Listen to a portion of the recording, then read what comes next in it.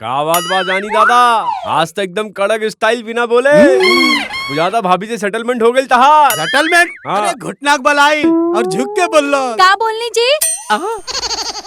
और तो झुक के बोल ले, पलंग के बाहर निकलो। अब ना मरबू, ये बताओ रही है कि हम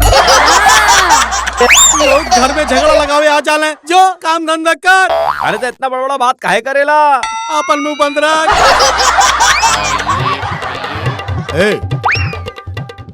हाय हाय, अरे वाह रे तोर कमाल। अरे तो के पूरा गांव ढूंढ के नहीं हम, और वो काना के होटल पे देखली जहाँ दिन भर ते चाय पियत ना बैठत रहे लेका, वहाँ भी देख के आ गई नहीं। और ती यहाँ बड़े का भाई तोर का पैसा वैसा बाकी बा हमारे ऊपर? हाँ, पहले ही हम बहुत टेंशन में बानी। ठीक बा, यहाँ बारिश के वजह से झोपड़ा खराब हो गए हमार। दिमाग खराब करिए मत और टेंशन दिए मत, हम पहले से ही परेशान बनी। अरे ना, हम बोलत रहनी जानी के औरत के ऊपर पैसा बाकी बाना, तू गई ना घर सुबह वहाँ काहे? का भइला? अरे ना, हम ही सोचत रहनी ना कि हम दोनों जाके ना जानी के औरत से पैसा लेके आवल जाओ। अरे तो में हमार का फायदा बाटे? अरे ले ली है 50-100 रुपया, दे देबे हम तो के तेहू खुश कही देबे ना रे। सच में? चला फिर, चल चला।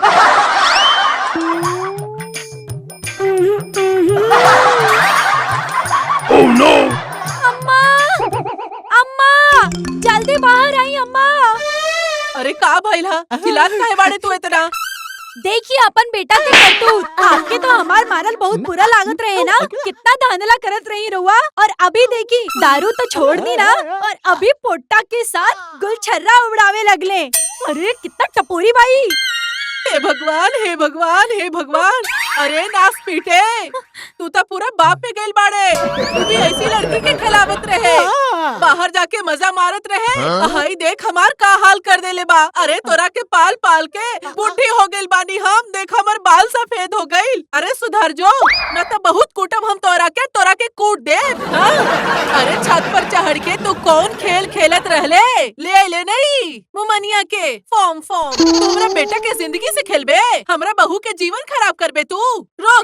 रुक हम तोरा के खेल खेला बतानी। रुक तू देख, आज हम तोरा के दिखा बतानी कि हम का चीज है। देख। Oh no! का रे मुमनिया पॉम। अरे भाई और जानू, तू दोनों मिलके हमरे ऊपर शक करत बाड़े। अरे एकर घर खाली बाना, हम भाड़ा से लेता रही, वो बातचीत करता नहीं। हाँ का जी, हम तारा के ममनिया पॉम पॉम लौकतनी। हाई कहा हाई हाई हाई। हाथ उठा, दूर से बात कर, हाथ मत लगाइए हमरा के। तू अपन मुंह देख क्या पहला आईना में। तू जब चले लेना तो हमरा घर के बर्तन पूरा छन छन गिर जाला। हमरा उठा के सजावे के पड़ेला दोबारा। हाँ, तोरे बाप के खानी हम जे तू हमरा के ताना देवे खातिर बैठ गल बाड़ू। चुप बैठ तू। हमरा के लेके आ गइल बाड़े। हम बोल देता नी तोरा चलते खाली इतना नाटक दिखावतिया, ना तो डस लेती हम एकरा के। जबान संभाल के बात कर। लाज शर्म तो पूरा बेच के खा गइल बड़ेगा। हाँ, मुंह में तो जरा सा भी तहार ब्रेक नहीं खे। तू चुप बैठ रे। तोरा चलती हमरा के इतना बोलतिया, ना देख के पटक के छाती पर बैठ जाती हो। हम मुंडिया कर जमीन में गाड़ देती। तू हमके ऐसा न वैसा मत का समझ। कहले है तू? का बोलता रे हमके? तू हमके आड़ा गिरई बे? अरे हम गिरा के ऐसा डस लेम ना जहरीली नागिन जैसा कि पानी भी ना मांग तू। हाँ अरे बाप रे, ई का भइल? काहे रे? अरे आज तक तहार पैसा मिले से रहल भाई। आज तक तोर पैसा ना मिली?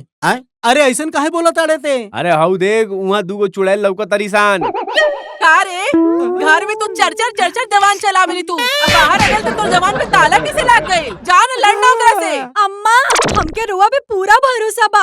आप अकेले फोड़ दे विकरा के, ना तो ये हमारे इक्के टक्कर के बा।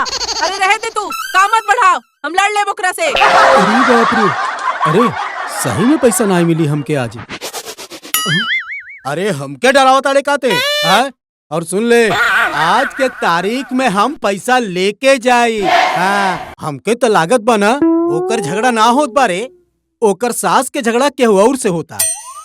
अरे ओकर औरत तो 2-4 को खाली फटका मारे ले, ओकर सास इतना खतरनाक भी है ना, 1-2 किक मारी ना तो पानी भी ना मांगे तू, एकदम लंबा होके सूझ जाइबे। अरे हमार बाप, अरे जाए तेरे पैसा के, पैसा तो कब्बो मिल जाई।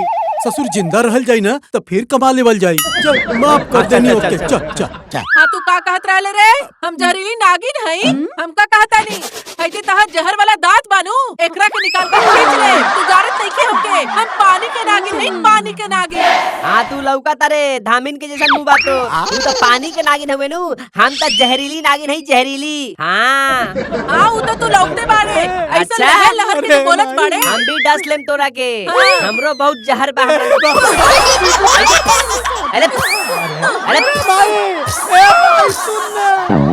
हम नागिन के बच्चे बानी का? हम तोरा के बाद में बताएब तू केकर बच्चा हवे। तू रह साइड में। अरे बाप रे बाप, जानू कुछ ना कुछ करो। का करी का करी? ये बोलो तारे हम नागिन है, ये बोलो हम नागिन है। तू लोग एक काम करो, डांस करके बतावा हम क्या और दे जीती नागिन के डांस हम के असली नागिन समझाओ। तो देख बेटा हम तो तैयार बानी।